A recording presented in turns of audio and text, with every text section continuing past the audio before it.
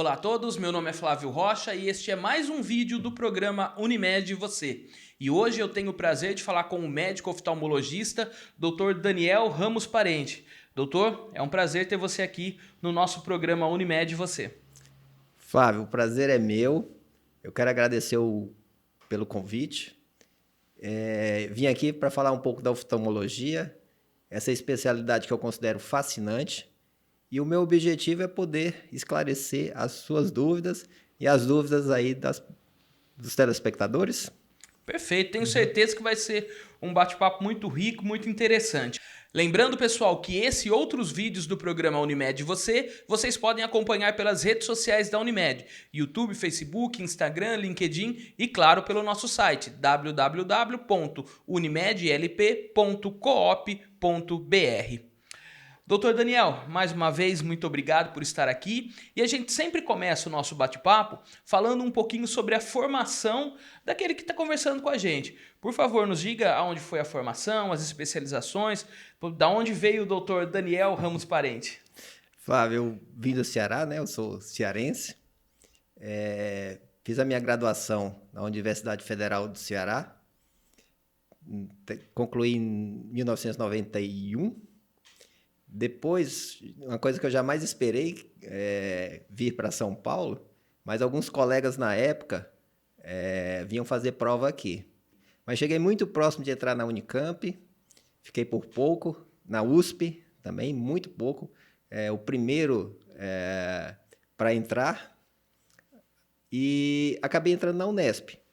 Fiz 3 anos de residência. O último ano com especialização em estrabismo e córnea. E em seguida eu fiz mestrado também na Unesp, mestrado em cirurgia experimental. Comecei o doutorado, mas aí já estava trabalhando em vários lugares e a coisa foi ficando difícil, então o doutorado eu não concluí. Cheguei a concluir até o mestrado. Depois comecei a trabalhar, montei a clínica. A nossa clínica foi crescendo, graças a Deus, atuando em praticamente todas as áreas da oftalmologia. E mais recentemente, nós tivemos a parceria com um colega que é o Kleber Jáferes, que ele passou a fazer a parte de segmento posterior do olho. E eu fiquei com a parte anterior do olho. Perfeito. É para ver que é uma pessoa que realmente sabe do assunto que vai falar conosco nesse vídeo bem bacana. Doutor, vamos começar então a falar sobre oftalmologia. Uma das doenças oftalmológicas mais comuns é o erro de refração. Por favor, nos explique o que é o erro de refração e se existem tipos de erro e quais são os mais comuns. Então vamos imaginar um olho como um sistema óptico simples. Ele tem 2 lentes, que é a córnea, que é a lente mais potente, em torno de 44 dioptrias, e uma segunda lente, que é o cristalino. A luz que está vindo dos objetos, né? Os objetos refletem a luz, ele não tem luz própria. Está entrando no nosso olho e está passando por essas 2 lentes, córnea e cristalino, e sendo focado na retina. Quando ela está sendo focada exatamente na retina, nós dizemos que um olho é métrope. Quando ela não está focada na retina, existem as ametropias. E as ametropias principais são a miopia, o astigmatismo e a hipermetropia. E nós temos também, que é um problema da acomodação, que é a presbiopia, que ocorre a partir dos 40 anos de idade. Doutor, então vamos começar falando de um desses erros, né, mais comuns, que é a miopia. Explique para nós o que é a miopia e como ela afeta o olho humano. Tá. Então, na miopia é a condição na qual a luz que vem refletida dos objetos tem um foco antes da retina. Nessa situação, a pessoa só vai enxergar nítido se ela estiver vendo de perto. De longe, os objetos são vistos borrados. A miopia nós podemos classificar como simples, quando não existe nenhum problema no olho, além do erro de refração, e a miopia patológica, quando existem alterações na retina, e nesse caso é uma doença. Então a miopia é aquilo, né? A pessoa não enxerga de longe. É quando... Exatamente. Dizem assim que a humanidade deve muito aos míopes, Porque é a condição na qual a pessoa prefere ver as coisas de perto. Então, por exemplo, leitura, a literatura, a ciência, as artes, todas as coisas assim de perto, naquela época que não tinha muita facilidade, acessibilidade aos óculos, os óculos eram caros, essas atividades eram feitas mais pelos míopes. Olha só, que bacana. Pois é. Mas também deve muito aos hipermétropes, né? Sim. Porque os hipermétropes eram as pessoas da caça, da pesca, as pessoas dos esportes, da guerra.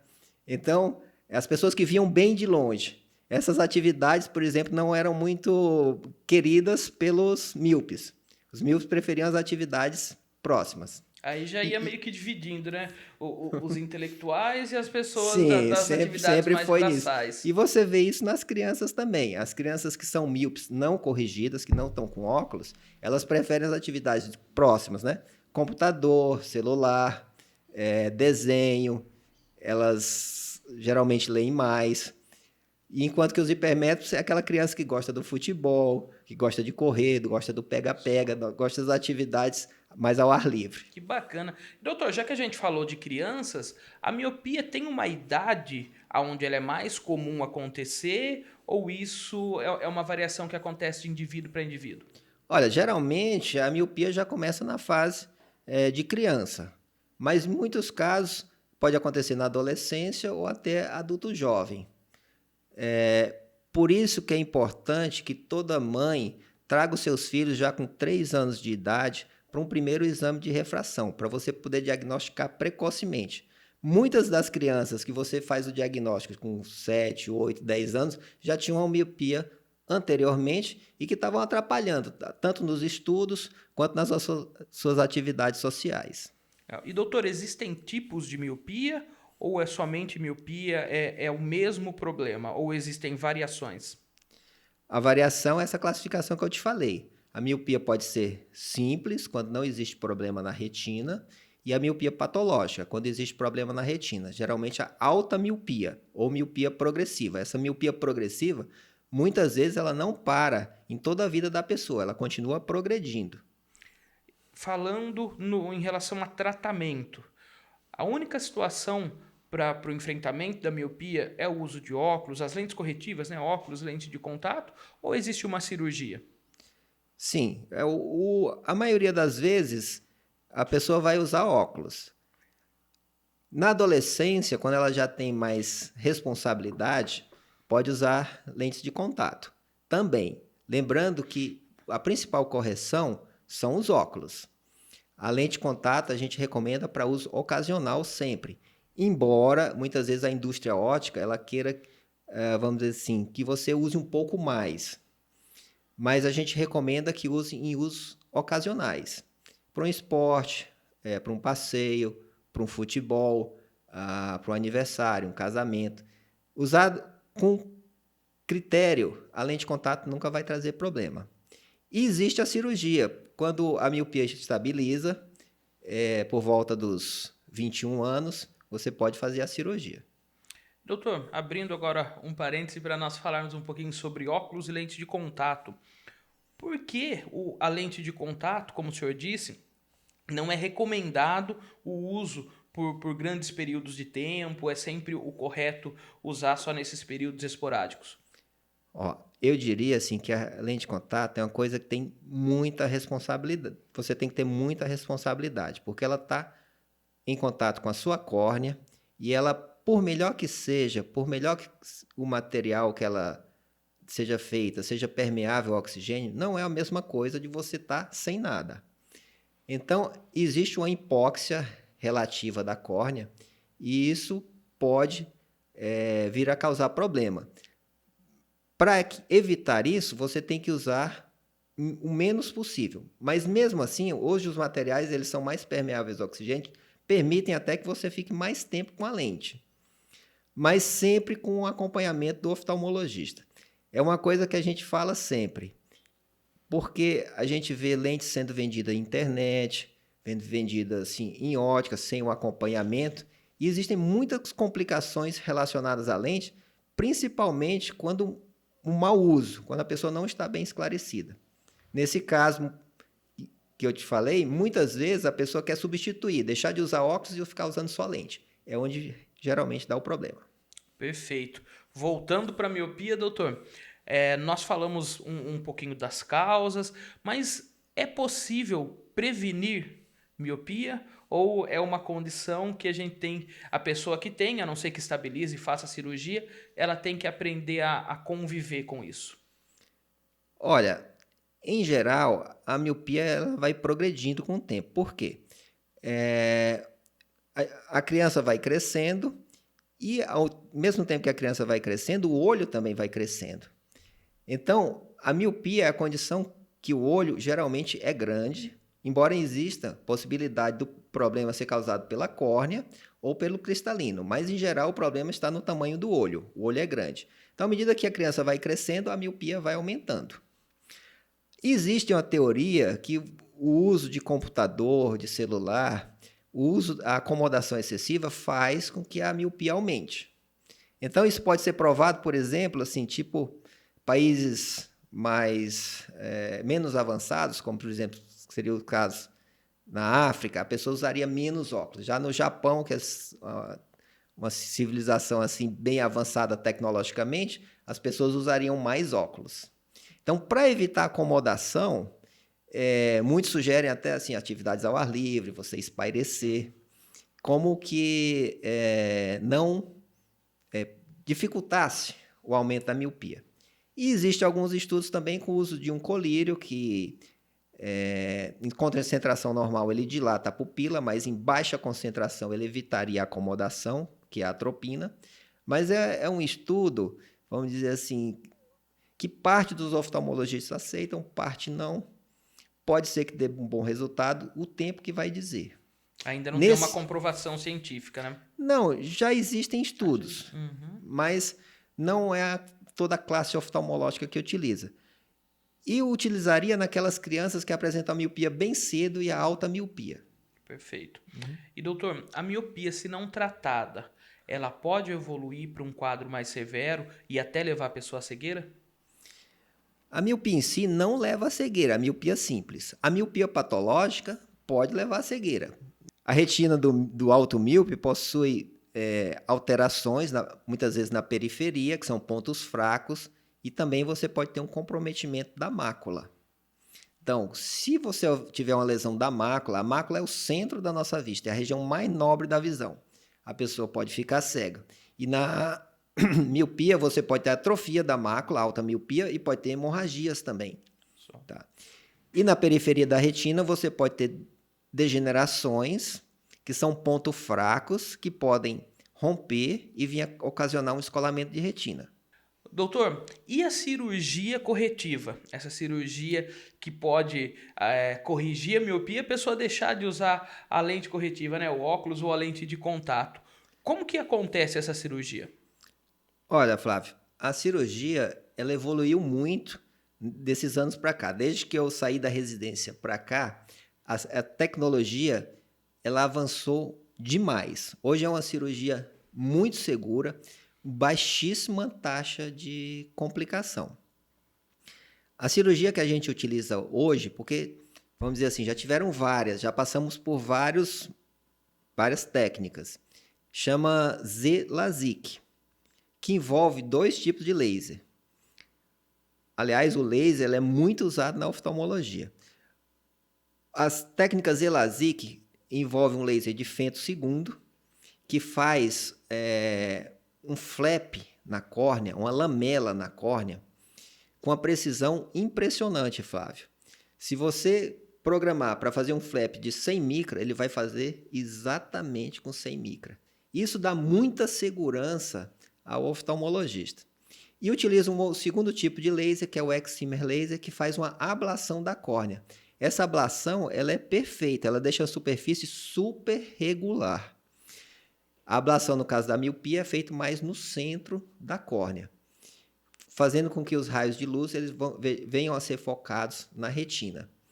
Então, é uma cirurgia hoje muito segura e que já está incorporada ao arsenal da oftalmologia, dos oftalmologistas.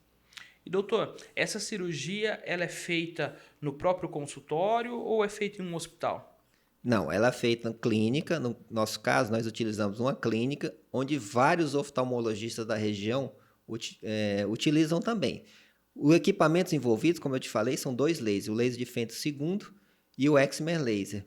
Esses equipamentos são caríssimos, então, para um oftalmologista só possuir esse equipamento é muito difícil. Então, em geral, funciona assim, são clínicas que têm esse equipamento e que oferecem para vários outros oftalmologistas, cada um usando um pouco. Perfeito. E doutor, a cirurgia, ela demora quanto tempo e em relação à recuperação? A pessoa ela tem que dormir nessa clínica ou fez a cirurgia já consegue ir para casa? Explica para nós um pouquinho o tempo e a recuperação da cirurgia. A cirurgia, você pode dizer assim, é uma coisa cravada, porque a parte manual ela é muito baixa. Ela é praticamente realizada por esses dois lasers.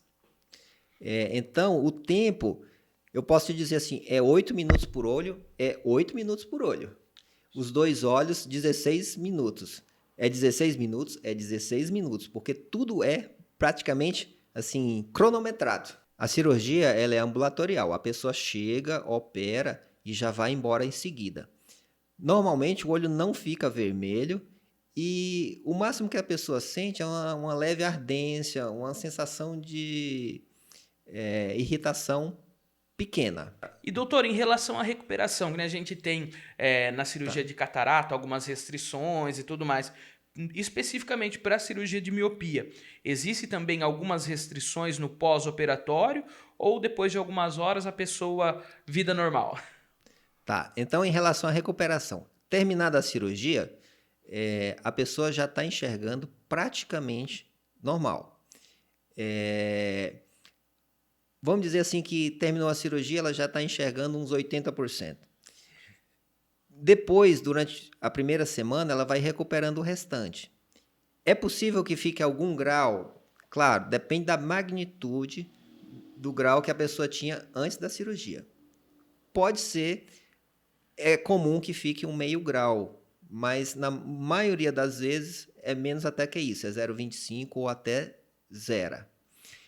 Em relação às atividades, em 3 dias ela já pode voltar ao trabalho e atividades de contato, tipo um futebol, um vôlei ou lutas, por exemplo, a gente pede que a pessoa espere uns 30 dias.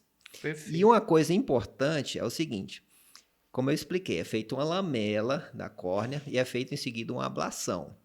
Essa ablação, ela acaba afinando a córnea.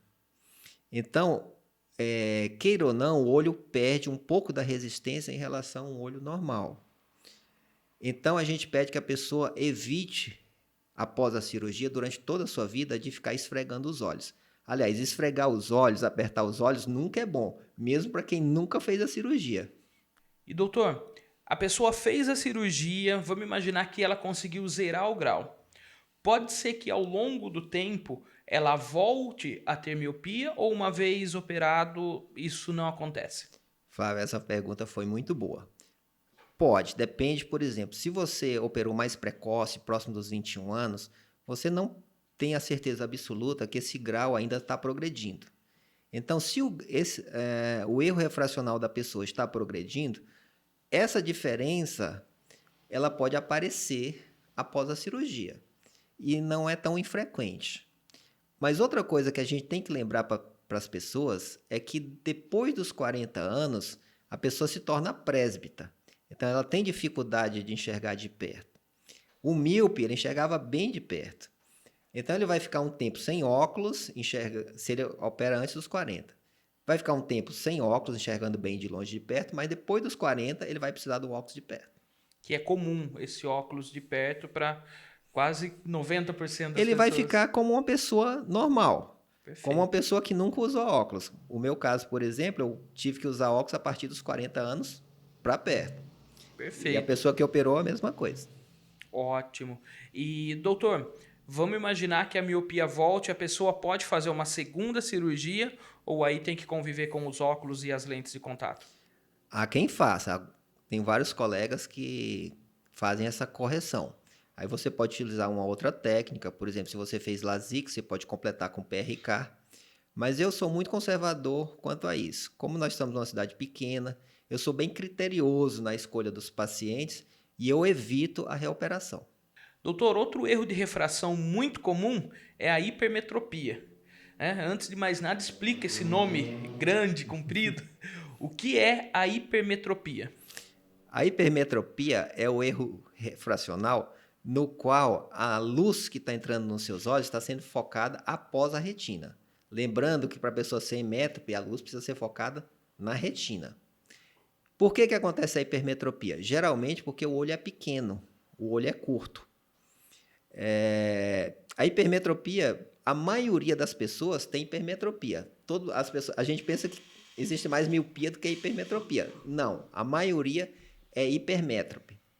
E a hipermetropia pode ser compensada por um poder que a gente tem no olho, uma força que a gente tem no olho, que chama acomodação. Então, por exemplo, um hipermétrope baixo, que ele tem 1 grau, e ele tem uma idade e é jovem, o jovem tem a força de compensar essa hipermetropia e ficar sem óculos. Então, vai depender muito da magnitude dessa hipermetropia. Se a hipermetropia é baixa, com o poder de acomodação que você tem, você compensa. Se ela é alta ou média, a pessoa começa a sentir dor de cabeça, cansaço, vai ler alguma coisa, fica com sono, tem dor de cabeça, né? Aquela dor de cabeça que geralmente é no final da tarde. Essa força excessiva que ele faz, acomodação excessiva para compensar a hipermetropia que ele tem. E doutor, a hipermetropia, além desse cansaço, dessa dor de cabeça, ela tem algum outro sintoma? Por exemplo, a pessoa, como na miopia, não enxerga de longe muito bem. A hipermetropia tem algum sintoma nesse sentido, de reduzir a visão, ou de longe ou de perto? Então, Flávio, depende muito do grau, do erro de refração, né? Se é baixo, a pessoa pode compensar e seguir sem óculos. Se é mais alto, ela vai precisar de óculos. Mas depende muito da idade também. Tá? Por exemplo, um erro baixo numa pessoa acima de 40 anos, ela precisa usar óculos. Enquanto que numa pessoa jovem, que tem um poder de acomodação, ela não vai precisar. Perfeito. E doutor, então a gente pode não, a gente deve ficar atento. Às vezes a gente começa a fazer uma leitura, começa, né, tô cansado, eu vou ler, me dá sono, ou aquele cansaço, aquela dorzinha de cabeça no final do dia. Talvez não seja o cansaço físico e pode ser a hipermetropia? Pode ser hipermetropia. Esse tipo de queixas também ocorre no astigmatismo baixo. Só completando a pergunta, não é exclusivo da hipermetropia. Perfeito. O ideal, procurar um médico. Sempre. Aliás, o profissional capacitado é o oftalmologista, porque erros de refração são muito comuns e representam 70%, em torno de 70% do consultório do oftalmologista. Mas existem muitas outras doenças que podem também estar presentes, que precisam ser diagnosticadas. E é muito importante que a pessoa vá, porque é a oportunidade que ela tem de descobrir se tem alguma outra coisa também no olho. Exato. Aproveitando, doutor, que a gente está falando dessa situação de visita ao oftalmologista, nós tivemos aqui o doutor Luiz Fernando Webb, tivemos também o doutor Fabiano Pérez Miguel, e eles sempre comentam que o ideal é, anualmente, estar visitando o oftalmologista, independente do uso de óculos ou não. O senhor concorda com esse período? Concordo. E eu falo o seguinte também, uma das coisas que eu sempre lembro para os pais e também que os pediatras indiquem, que já leve seus filhos, né, ou seus pacientes, no caso do pediatra, já encaminhe os seus pacientes por volta dos 3 anos de idade, para você ter um diagnóstico precoce e, como eu falei, para que a criança não tenha prejuízo na escola, nas suas atividades sociais. Perfeito. Doutor, hipermetropia, tratamento, lente corretiva, ou a gente pode também partir para a cirurgia, assim como no caso da miopia? A hipermetropia é mais complicada, que eu te falei, ela envolve muito essa questão da idade. Então, por exemplo, a pessoa que tem acomodação, isso vai até os 40 anos, normalmente a gente evita a cirurgia. E depende da magnitude do grau. Nós vamos passar o grau. Se for um grau mais alto, que ela não esteja compensando com a acomodação. Por exemplo, um grau baixo, mas que a pessoa esteja com sintomas, nós vamos prescrever os óculos. Perfeito. E doutor, a hipermetropia, se não tratada, mesmo sendo um erro de refração, pode evoluir para alguma coisa mais séria e até levar a pessoa à cegueira? Olha, erros de refração simples, eles não causam cegueira, não são doenças, são variações anatômicas do normal. Agora, no caso da hipermetropia, existem várias alterações que podem estar associadas. Então, por exemplo, se a pessoa tem um olho com menos grau e o outro com mais grau, o olho que tem mais grau pode haver um não desenvolvimento perfeito da visão, que chama ambliopia. A ambliopia está muito relacionado nesses casos. Quando existe essa diferença de grau entre um olho e outro, nós chamamos anisometropia. Então, geralmente, o olho que tem mais grau, ele não desenvolve a visão perfeita. É daí que a importância de levar as crianças com 3 anos, porque muitas vezes ela tem uma visão boa, ela tem um desempenho escolar bom, mas ela tem a visão boa num olho, o outro não. Então, a gente pode detectar isso precocemente e já iniciar o tratamento. Outra doença que está muito relacionada com a hipermetropia alta em crianças, é o estrabismo. Quando a criança tem uma alta hipermetropia, muitas vezes há um desvio do olho para dentro, porque a criança tenta compensar essa alta hipermetropia com acomodação.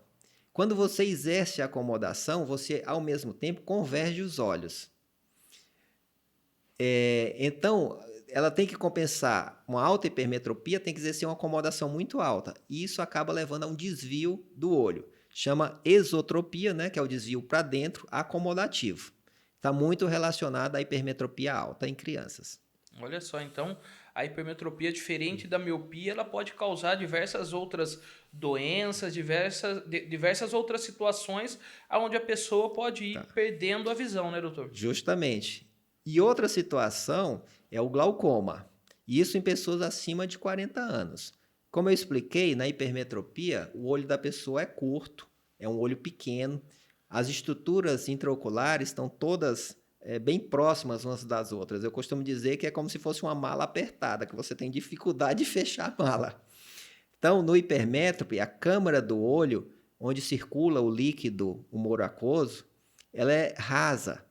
E muitas vezes isso pode levar ao glaucoma agudo, que é uma doença devastadora que pode levar à cegueira.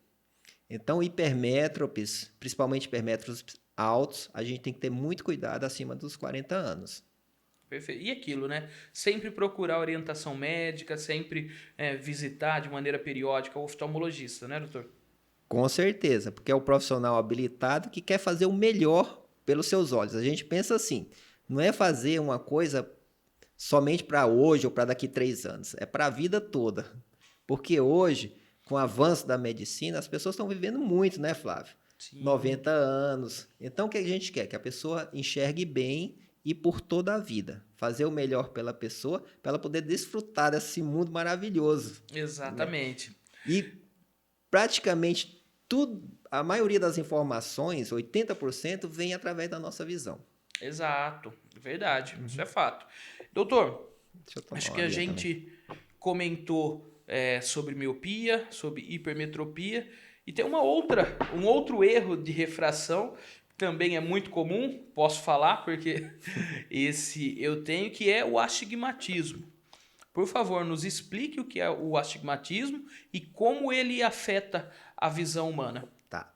O astigmatismo é a condição em que a luz que penetra no nosso olho, ele é focado dentro do olho em duas linhas focais, uma na frente e outra atrás. Normalmente, está combinado com outras ametropias, no caso, miopia ou a hipermetropia. E como a pessoa vai enxergar, depende dessa combinação. Por exemplo, se ela tiver combinado com a miopia, a pessoa vai ter dificuldade de ver de longe. Se tiver combinado com a hipermetropia, a dificuldade vai ser mais para perto. Mas, em geral, o astigmata, ele enxerga embaçado e distorcido. Então, como eu falei, são duas linhas focais. Imagina que ele seja míope. Uma linha focal vai estar um pouquinho melhor visível e a outra linha mais embaçada. Entendi.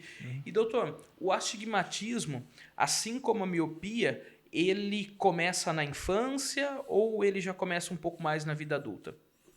Geralmente na infância, e ele não progride muito, diferente dos outros. A miopia tende a aumentar com a idade, porque a criança vai crescendo.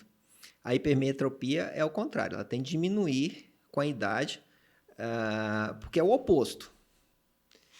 Já o astigmatismo, ele geralmente se mantém, mas ele pode aumentar. Uma coisa muito importante no astigmatismo, Flávio, para a gente saber, é se ele é um astigmatismo regular ou se é um astigmatismo irregular.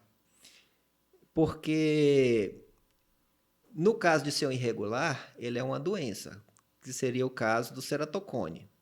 Na verdade, o ceratocone não é bem uma doença, ela é uma distrofia. Existe uma programação genética que ela vai levar ao aparecimento de um bico, uma deformidade na córnea. Então, o astigmatismo ele pode ser patológico também, como a miopia. E doutor Daniel, como é feito o exame onde consegue diagnosticar o astigmatismo? Olha, você pode diagnosticar o astigmatismo de várias formas. Na consulta para óculos, nós temos equipamentos que permitem esse diagnóstico. No próprio exame de refração, você já mede o astigmatismo. Mas existem outros aparelhos, como por exemplo o ceratômetro, que faz a medida da córnea, permite esse diagnóstico. Porque o que acontece no astigmatismo? A maioria dos astigmatismos é causado pela córnea. Então, para você entender como seria a córnea do astigmata, eu costumo dizer assim, é como se você pegasse um ovo e cortasse na face do mais comprido. Você vai ter duas curvaturas, uma curvatura maior e uma curvatura menor, um lado mais curvo e outro lado mais plano. Essa é a córnea do astigmata. E você pode medir isso através desse exame, que é a ceratometria, que mede essas duas curvaturas. Tem um outro exame que é a topografia da córnea, que aí envolve múltiplos pontos da córnea, faz uma medida mais completa, praticamente toda a superfície da córnea, enquanto que na ceratometria só os 3 milímetros centrais, e você pode também medir pela tomografia da córnea. Entendi. Tratamento, doutor. Lentes corretivas, óculos e as lentes de contato, ou também é possível a cirurgia, assim como no caso de miopia? O tratamento, temos os óculos, que é para a maioria dos casos, lentes de contato. As lentes de contato são específicas para o astigmatismo, são as lentes tóricas. Elas têm uma diferença das lentes da miopia e da hipermetropia, que são lentes esféricas, e costumam ser mais caras, né? Tanto lentes gelatinosas podem corrigir, quanto lentes rígidas. Então, no caso do astigmatismo irregular, que ocorre no ceratocone, pós-transplantes e outras doenças da córnea, a gente prefere utilizar... Aliás, a indicação é da lente rígida, que é realmente exclusiva, essa adaptação de lente é exclusiva do oftalmologista. Quando o astigmatismo não é irregular, o astigmatismo simples, você pode corrigir com lentes gelatinosas. Lembrando do uso de lentes sempre por curtos períodos de tempo, né, doutor? Eu prefiro que a pessoa utilize menos, dê preferência aos óculos e utilize menos a lente, deixe a lente para ocasiões especiais, porque dessa forma ela não vai ter problema com o uso da lente. Ótimo. Cirurgia, doutor. Como é feita a cirurgia para correção do astigmatismo? Flávio, a técnica é a mesma, Zilazig. Tudo que a gente falou para cirurgia da miopia vale aqui para a cirurgia do astigmatismo. A diferença está na ablação. A ablação, ela, como eu te expliquei, a córnea do astigmata tem duas curvaturas, uma maior e uma menor. Então, o laser vai aplanar essa superfície mais curva e vai alterar o mínimo possível a superfície que é mais plana. Perfeito. Recuperação também, doutor, a mesma situação da cirurgia de miopia, 3 dias ali de repouso e depois atividades normais, lógico, evitando atividades de contato, como o senhor disse, futebol, né, os Sim, esportes. vale as mesmas observações na cirurgia do astigmatismo para a cirurgia da miopia. Agora, uma coisa interessante, no astigmatismo a gente evita operar astigmatismos maiores, assim, de 3,5 graus. A cirurgia vai muito bem até 3,5 graus. Mais do que 3,5, a cirurgia que eu estou falando é a cirurgia a laser, porque você pode corrigir o astigmatismo também com a cirurgia da catarata, quando a pessoa tiver 65 anos, com as lentes também tóricas que você coloca dentro do olho, as lentes intraoculares. Doutor, é possível então o uso dessa lente que é usada na cirurgia de catarata, na cirurgia de astigmatismo, mesmo a pessoa não tendo catarata, ou isso não acontece? Olha, eu não recomendo, tá? Eu prefiro, ó, quando a pessoa tem catarata, você faz a cirurgia da catarata e aproveita esse momento para corrigir o astigmatismo com as lentes tóricas, tá?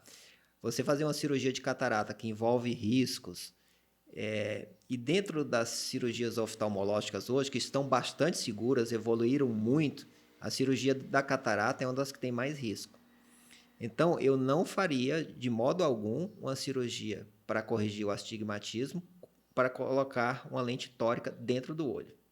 Perfeito. Doutor, uma vez operado, vamos imaginar um cenário onde o paciente ele não tenha esse grau mais alto, tenha uma idade ali considerada ideal para operar, ele opera e ele não precisa usar mais o óculos. O astigmatismo ele pode voltar ao longo do tempo? O mais provável é que você não corrija totalmente o astigmatismo, porque o astigmatismo é uma lente cilíndrica e ela tem um eixo. Então, às vezes, na hora da cirurgia, pequenas rotações do olho podem fazer com que você não corrija completamente. Como eu falei, o astigmatismo geralmente não aumenta muito, a não ser um tipo de astigmatismo, que é o astigmatismo contra a regra, que aparece após os 40 anos, que ele evolui geralmente dos 40 até os 50 anos, 55 anos. O astigmatismo na regra, que é um padrão mais comum, ele costuma não aumentar durante a vida. Perfeito. Doutor, então a gente falou sobre os erros de refração e o senhor falou muito sobre a acomodação. E quando a gente fala sobre isso, a gente cai num outro assunto que o senhor vai falar para nós aí, que é a presbiopia. Por favor, nos explique o que é essa condição e o que ela causa, né, na visão humana. A presbiopia, Flávio, é a visão. Pres vem o quê? Do velho. Seria a visão do velho. E o que, que acontece? A perda dessa acomodação. Como eu expliquei, a acomodação visual na criança ela é muito alta. A criança pode ter 14 graus de acomodação. Com o passar dos anos, você vai perdendo essa acomodação. E chega por volta dos 40, você tem 2 dioptrias de acomodação e você precisa de quanto para enxergar de perto? 33 centímetros. Você precisa de 3. Então, preciso repor, eu preciso adicionar 1 grau para que você consiga ver de perto. A presbiopia é aquela situação que você não consegue mais ver de perto, você começa a afastar as coisas. A pessoa que vai ler, ela começa a afastar. Sim. Porque senão ela não consegue enxergar direito. E essa é uma condição que a gente pode dizer que todo ser humano vai ter, doutor? Olha, às vezes ele pode retardar um pouquinho. Na maioria das pessoas é por volta dos 40, 42 anos. Tem pessoas que vai sentir essa dificuldade já por volta dos 48 anos. Depende muito da atividade dela. Se é uma atividade, a pessoa que lê bastante, ela vai querer essa adição mais precocemente. Se é uma pessoa que tem uma atividade mais braçal, ela vai demorar um pouco mais. Mas todo mundo vai ter esse problema. Ela normalmente é ocasionada pela perda da elasticidade do cristalino. Então, para que ocorra a acomodação visual, é preciso que o cristalino mude de formato. Então, o cristalino, que é essa segunda lente do olho, ela é flexível e quando você é mais jovem, e à medida que você vai envelhecendo, ele vai tornando mais rígido. Então, o cristalino perde essa capacidade de mudar de formato. É quando surge a presbiopia. Doutor, e o tratamento para presbiopia? Como ele acontece? O tratamento é feito com óculos, né? Ou no caso que a pessoa já tem uma metropia, você vai adicionar grau para perto, que é quando a pessoa precisa daqueles óculos multifocais. Inclusive é o óculos que eu uso. É uma tecnologia que tem avançado muito. Os óculos multifocais hoje têm um campo de visão mais amplo. Claro que esses benefícios eles agregam valor e tornam o produto mais caro.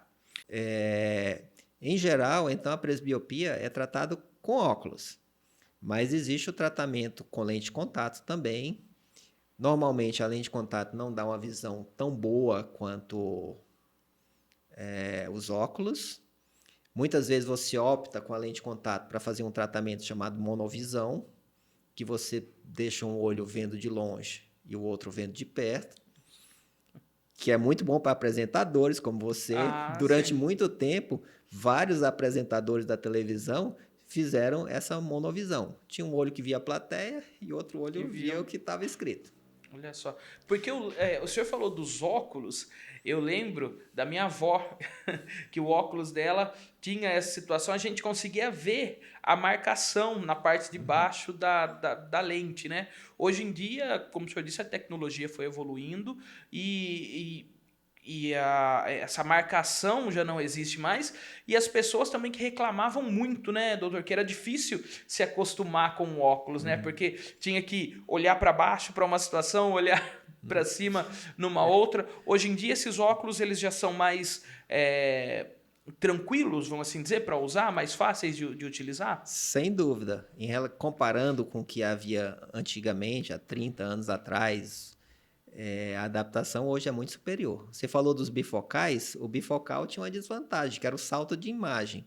Quando você fazia a transição do longe para perto, é como se as coisas pulassem. Mas muita gente se adaptou ao bifocal e teve a dificuldade de passar por multifocal. Então, nessa época de transição, muitos preferiam continuar com o seu bifocal. E a gente vê hoje ainda pessoas que pedem o bifocal e têm uma dificuldade muito grande de encontrar esse tipo de lente no mercado. Sim. Mas a tendência hoje é o multifocal mesmo, as lentes progressivas. Perfeito. Doutor, intervenção cirúrgica no caso da presbiopia é indicado? Olha, eu falo para os meus pacientes o seguinte: o que eu não faço para mim, eu não quero para eles. Então, existem várias possibilidades cirúrgicas no caso da presbiopia, mas a maioria eu considero como não sendo boas. Quando a pessoa tem catarata e vai fazer a cirurgia de catarata, existe a possibilidade de colocar uma lente multifocal dentro do olho, que hoje são as lentes trifocais e as lentes de foco estendido. Mas isso quando a pessoa tem catarata, Flávio. Então, nessa ocasião, a pessoa vai operar a catarata, ela pode optar por uma lente desse tipo, trifocal ou de foco estendido, e ter corrigida a sua presbiopia. Existem colegas, muitos até, que fazem precocemente, antes do surgimento da catarata, após os 50 anos. Mas, como eu disse, se eu não faria em mim, eu não quero para os meus pacientes. Mas isso é uma conduta minha. Eu não condeno e nem falo que está errado. Você pode fazer, sim, a mesma cirurgia de catarata, você pode colocar essas lentes trifocais ou de foco estendido e corrigir a sua presbiopia. Mas tem que saber que envolve um risco, o risco da cirurgia da catarata, sem ter a catarata. Perfeito. Doutor, a gente está chegando no final do nosso bate-papo, um bate-papo muito bacana, muito esclarecedor aí, e de situações, de erros de refração que muita gente tem, né? O pessoal que usa óculos, a miopia, astigmatismo, a hipermetropia. E assim, foi um bate-papo muito, muito bom, né? Uma conversa muito esclarecedora, conseguiu tirar as nossas dúvidas. Aí tenho certeza que o pessoal que vai nos assistir vai conseguir sanar muitas das dúvidas aí, claro, lembrando da importância de estar sempre visitando de maneira periódica o oftalmologista. Eu deixo agora, doutor, o microfone aberto para que o senhor, se alguma pergunta deixou de ser feita ou algum ponto que o senhor queira reforçar, o microfone é do doutor Daniel Ramos Parente. Olha, Flávio, eu espero ter esclarecido as dúvidas aí dos nossos telespectadores, ouvintes. Dizer que o profissional capacitado para diagnosticar os problemas da visão é o oftalmologista, que ela deve procurar anualmente para ver se tem algum problema. Lembrar aos pais, né, uma coisa que eu gostaria realmente de reforçar aqui é que já levem os seus filhos para o oftalmologista já com 3 anos de idade para a primeira consulta de óculos. Mesmo que já tenha feito o teste de olhinho no nascimento, o primeiro exame para óculos aos 3 anos de idade é muito importante para que a criança tenha um desenvolvimento escolar e social normal. Essa questão também da lente de contato, que a lente de contato ela é uma ótima opção de correção dos erros de refração, mas também que envolve riscos. Você pode ter alergia, você pode ter úlcera, você pode ter ceratite, você pode ter até um problema chamado disfunção de limbo, que é quando o epitélio da córnea tem dificuldade de reparar pequenos defeitos que possam ocorrer. Então, essas complicações relacionadas à lente de contato existem, principalmente naquelas pessoas que não seguem a orientação direito, naquelas pessoas que querem substituir os óculos por lente de contato. A gente fala assim, quem não quer usar óculos, vamos tentar a cirurgia. Claro que tem casos que você não pode operar. Mas a lente de contato é uma atividade que a gente considera atividade médica. Não fazer, porque hoje existe muito assim, campanha, internet, venda de lente de contato em ótica. Eu sou absolutamente contrário a isso e acredito que a maioria dos meus pares seja contrário. A gente sempre indica que quem quer usar lente de contato, que procure o oftalmologista. E lembrando também essa questão da refração. A refração realmente é um tema muito importante na oftalmologia, envolve 70% das nossas atividades, mas que tem outros problemas. Você pode ter inúmeros problemas que a oportunidade de ser diagnosticado é na consulta oftalmológica. Glaucoma, catarata, problemas na córnea, problemas na retina. Então, para diagnosticar tudo isso, precisa ser no exame oftalmológico. Perfeito. Doutor, mais uma vez, muito obrigado por ter participado do nosso programa Unimed Você. E eu lembro quem está nos assistindo que esse e outros vídeos podem ser assistidos através das redes sociais da Unimed Lençóis Paulista, Facebook, Instagram, LinkedIn, YouTube e, claro, pelo nosso site www.unimedlp.coop.br. Eu me despeço de vocês com um forte abraço e deixo o nosso e-mail comunicacão@unimedlp.coop.br. Através dele vocês podem enviar sugestões de pautas, críticas e elogios ao programa Unimed Você. Um forte abraço.